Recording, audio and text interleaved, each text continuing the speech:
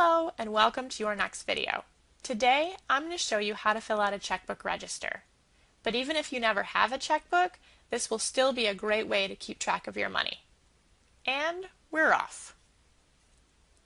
Here's a little chunk of a checkbook register. So we're going to look at each of the columns so that you know what goes in them. We're going to start at the left and then we'll work our way over. So the first column we come to is the number column. And this column is used for recording the check number. So when you write a check, then you're going to write the information about that check on the line, and you're going to start with which number it was. You'll see some codes in the number column as well, and you can use these or not use these. It's really up to you.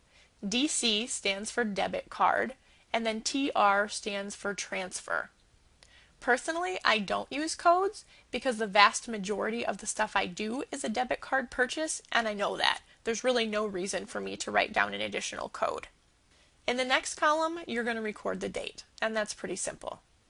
The next column is a description of the transaction. So you're going to write down who you wrote out the check to, or maybe the business that you used your debit card at.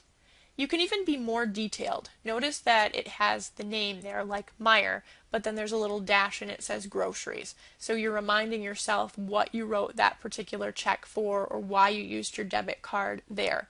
You can use that extra detail or not use it. It's really up to you. The goal of the description column is for you to remember why that money left your account or was added to your account. So you have to use the level of detail that makes sense to you.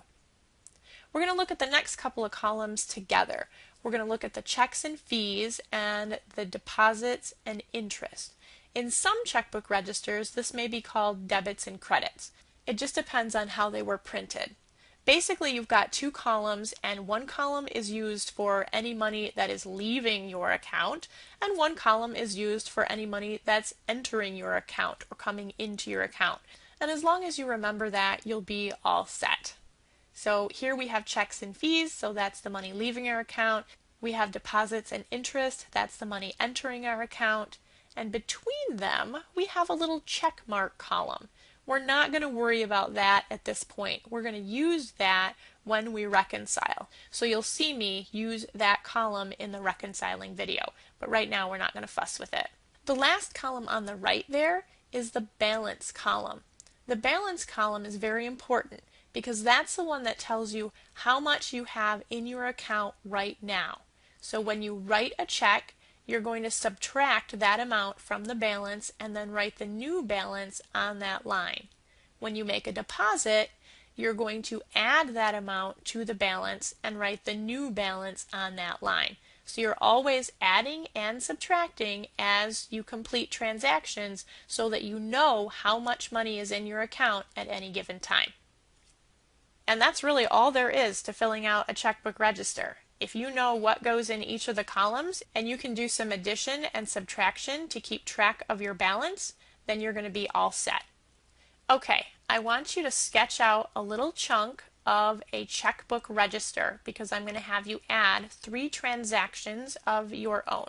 So you need to make room for 3 transactions because that's what's going in your notes today. That's what I want to see at the end of your notes is these 3 transactions put into a checkbook register correctly with the correct balance at the end.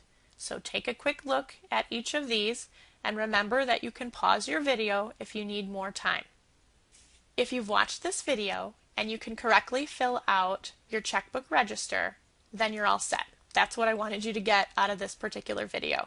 Please don't forget to bring your notes to class. Have a lovely day. Ta-ta for now.